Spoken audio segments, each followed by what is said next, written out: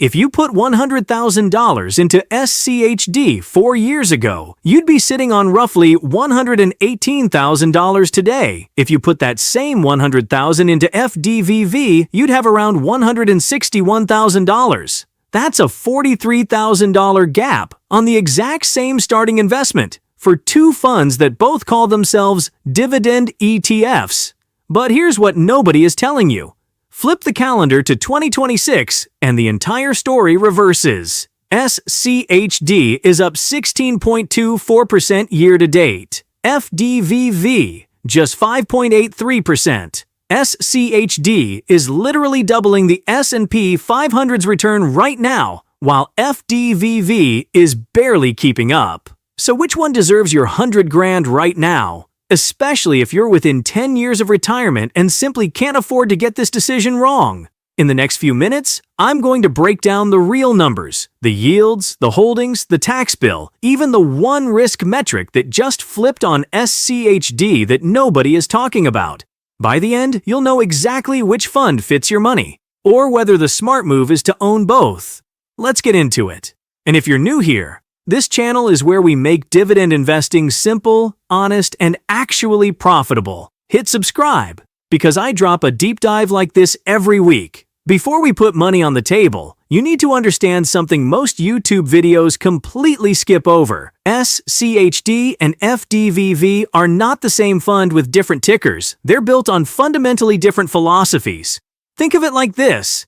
SCHD is the seasoned veteran. Launched by Schwab back in October 2011, it now manages a massive $90.95 billion.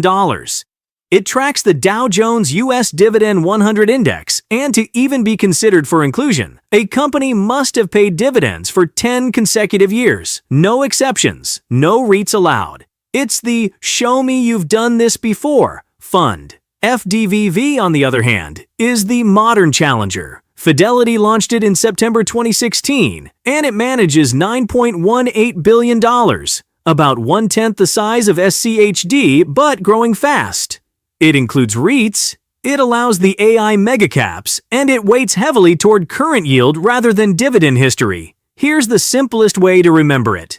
SCHD asks, "Have you paid reliably for a decade?" FDVV asks, "Are you paying well right now, and is it sustainable?" Two different questions, two very different portfolios, and that single difference is going to drive every number you're about to see. Now let's start with the question most of you actually care about. How much income does each fund put in your pocket? Drop $100,000 into each one today. Year 1, what hits your brokerage account? With SCHD, you're getting a yield of 3.44%, which puts $3,440 into your account in the first 12 months.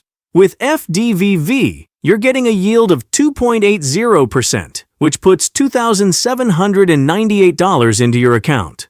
That means SCHD pays you $642 more in year 1 alone.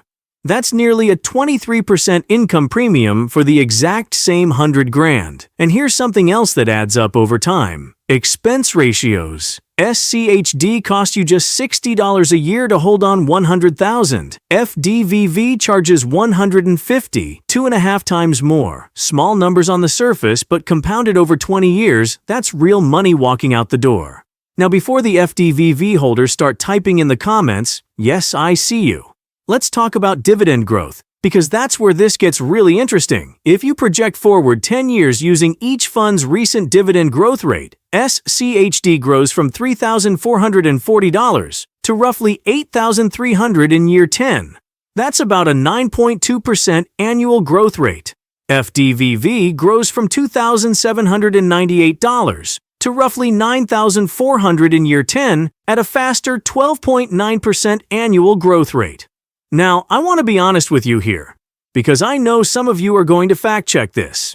FDVV has only been around since 2016, so that 12.9% dividend growth rate is based on a much shorter track record than SCHD's. Take that long-term projection with a grain of salt. Dividend growth rates that aggressive are difficult to sustain over a full decade. The trade-off in one line: SCHD pays you more today. FDVV might pay you more eventually. Your age, your timeline, and whether you need the cash now or in 2036, that's what really decides this. Okay, this is the part of the video that's going to challenge some of you. So stay with me, because the data tells a fascinating story.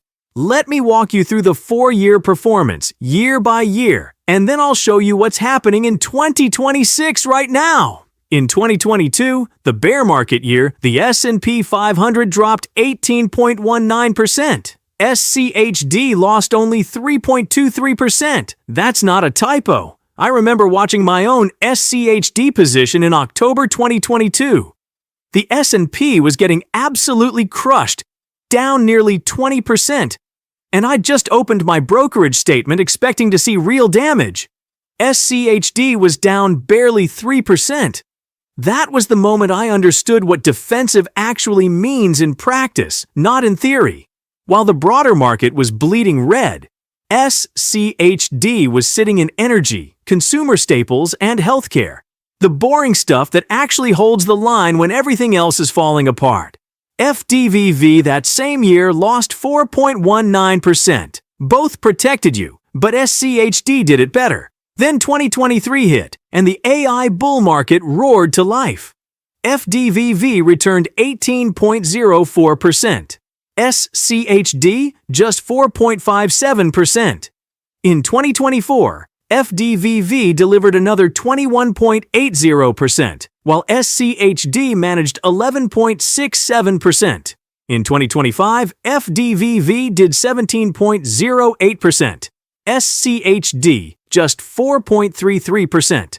For 3 straight years, FDVV crushed SCHD by 10 to 14 percentage points per year, double-digit gaps every single time. Why? Look at FDVV's top holdings: NVIDIA, Apple, Microsoft, Broadcom. The exact stocks that powered the AI rally. SCHD didn't own a single one of them. But then, 2026 happened, and the script completely flipped. Value rotated back into favor. SCHD's March reconstitution brought in beaten-down names like United Health, Procter & Gamble, Abbott, and Accenture at bargain prices.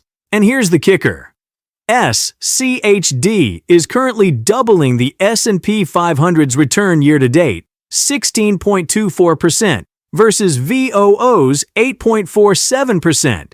FDVV, still heavy in tech that's now cooling off, is up just 5.83%. But here's the nuance you need to hear, because I want to be straight with you. Even on a 3-year basis, FDVV at 19.60% annualized still trails the broad S&P 500 at 23.02%. Neither of these dividend ETFs has beaten a plain VOO over the last 3 years. Dividend investing isn't about beating the market on total return. It's about getting paid reliably while you wait. Here's the analogy I want you to lock into memory. SCHD is a Toyota Camry. FDVV is a Tesla. The Tesla wins the drag race on a clear sunny day. The Camry wins when the road gets icy. In 2022 and in 2026 so far, the road got icy. Neither fund is better than the other in some absolute sense. They're built for different weather. Once you internalize that, you stop asking which one wins and start asking which one fits the climate I'm investing in. Now here's something I want to spend a minute on, because if you're drawing income from these funds in retirement, this matters more than total return. It's called sequence of returns risk, and it's the silent killer of retirement portfolios. Let me put it in plain English. If the market crashes the year after you retire, and you're forced to sell shares at depressed prices just to pay your bills, you can permanently damage your nest egg in a way you never recover from. So the question isn't just which fund grows more. The question is, which fund keeps paying me reliably when everything else is falling apart? Look at what happened during the 2022 sell-off. SCHD didn't just hold up in price. It actually raised its dividend by roughly 14% that year. While the market was getting crushed, FDVV's distribution was more volatile because of its REIT exposure and its tech tilt. When you're living off these checks, you don't just need growth. You need the check to show up and ideally get bigger, even when the market is bleeding red. That's the entire point of dividend investing for a retiree. And it's why so many of you in your 50s, 60s, and beyond gravitate toward SCHD over almost everything else. Price recovers. Lost income compounds against you forever. Let me pull back the curtain on what's actually inside each fund, because this is where most YouTubers gloss over the details that matter most. SCHD's biggest bets right now are Qualcomm, Texas Instruments, United Health, and Coca-Cola. FDVV's biggest bets are NVIDIA, Apple, Microsoft, and Broadcom. Out of 20 top holdings between these two funds, only about 5 names overlap. Let that sink in for a second. These aren't two slightly different dividend funds. They're two completely different bets wearing the same uniform. And here's something really important for anyone who already owns an S&P 500 fund, like VOO or SPY. You already own a lot of what's inside FDVV, Apple, Microsoft, NVIDIA. Those are the largest weights in the S&P 500 too. So adding FDVV often means doubling down on big tech without realizing it. SCHD, on the other hand, gives you almost the opposite of the S&P 500. It's a true diversifier. That's not an opinion. That's a portfolio construction fact backed by the holdings data. And there's a quality angle most people miss too. SCHD trades at a price-to-earnings ratio of just 18.98, meaningfully cheaper than the S&P 500. You're not just buying yield, you're buying value at a discount. On top of that, SCHD's underlying companies post a return on equity of 26.64%, which means these aren't just dividend payers. They're capital-efficient businesses. FDVV's companies post an even higher ROE of 33.29% because tech megacaps like NVIDIA, Apple, and Microsoft are capital efficiency monsters. Both funds own genuinely high-quality businesses. They just own different kinds of quality. Okay, pause for a second. If you've been told for years that SCHD is a low-beta defensive fund, that piece of advice is officially out of date as of April 2026. Here's what Schwab's own data actually shows now. And I think this is the single most important update for anyone holding SCHD right now. For years, the pitch on SCHD was low-beta, defensive, moves less than the market. Most articles you'll read online still cite SCHD's beta around 0.85, suggesting it's substantially less volatile than the S&P 500. But here's what Schwab's own data shows as of April 30th, 2026. SCHD's 3-year beta is now 1.00. FDVV's 3-year beta is 0.72. Let me translate what that actually means. A beta of 1.00 means SCHD now moves in lockstep with the S&P 500.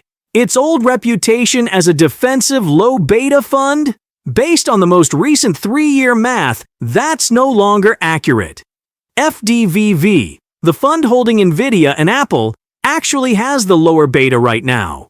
Counterintuitive, I know, but the numbers don't lie. So why does SCHD still feel defensive in years like 2026? Because its protection now comes from its sector mix: energy, staples, healthcare, not from low correlation with the market.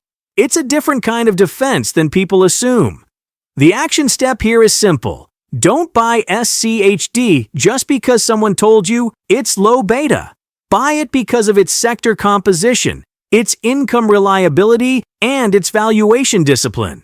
Those are the real reasons it works. If you're holding either of these funds in a taxable brokerage account, listen carefully to this section, because this is the part Schwab and Fidelity don't put in their marketing materials. The IRS treats these two funds very differently. SCHD dividends are roughly 100% qualified. Why? Because SCHD's index specifically excludes REITs. Qualified dividends are taxed at the long-term capital gains rate, which means either 0%, 15%, or 20% depending on your income bracket. FDVV dividends, by contrast, are roughly 77% qualified and 23% ordinary income. The reason is that FDVV includes REITs, which make up about 10% of the fund. REIT distributions are taxed as ordinary income at rates that can climb as high as 37%. On a $3,000 dividend in a taxable account, that difference can cost you a few $100s in extra taxes every single year. Now multiply that across a 20 or 30-year retirement, and you're looking at thousands of dollars in lost compound growth. So here's the action step. If you're holding in a taxable brokerage account, SCHD is the more tax-efficient choice. If you're holding in an IRA, a Roth IRA, or a 401k, it genuinely doesn't matter because the tax shelter neutralizes the difference. Pick based on growth and yield instead. This one piece of asset location strategy can save you serious money over a lifetime of investing. All right, decision time. Here's my honest framework, and I want you to find yourself in one of these buckets. Choose SCHD if you want higher income today, because that extra $642 per year matters more than you think. Choose SCHD if you're investing in a taxable account. Choose SCHD if you're a retiree or within 5 years of retirement. Choose SCHD if you believe value will keep rotating over growth, like it's doing in 2026. Choose SCHD if you already own the S&P 500 and want true diversification rather than doubling up on tech. And finally, choose SCHD if you want the absolute lowest expense ratio you can find, because at 0.06%, it's nearly free to hold. On the other hand, choose FDVV if you're 10 to 20 or more years away from needing the income. Choose FDVV if you want AI and tech exposure wrapped inside a dividend fund.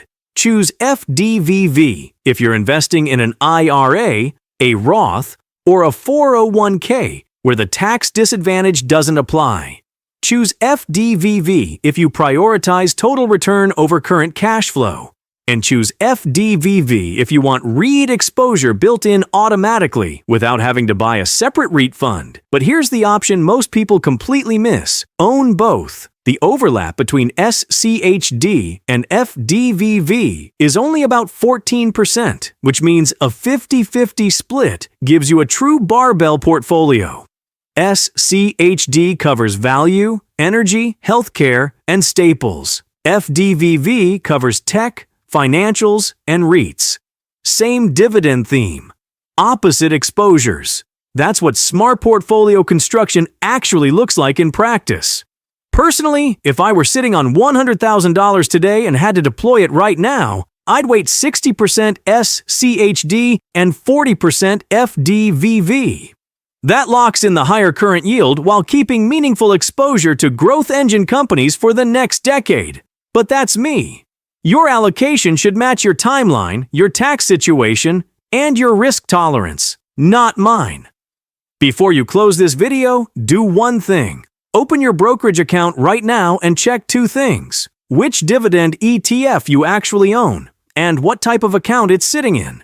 If you're holding SCHD inside an IRA or FDVV inside a taxable account, you might be quietly costing yourself real money without even realizing it. Then drop a comment below telling me SCHD, FDVV, or both, along with your age bracket. I respond to everyone. If this video saved you from making a six-figure mistake, hit the like button. Subscribe so you don't miss it. Remember this: the best dividend ETF isn't the one with the highest yield or the highest return. It's the one that matches your life. This video is for educational and informational purposes only. Investment performance shown is based on historical data and projections. Past performance doesn't guarantee future results. Always conduct your own research and consult with a qualified financial advisor before making any investment decisions. I'll see you in the next one.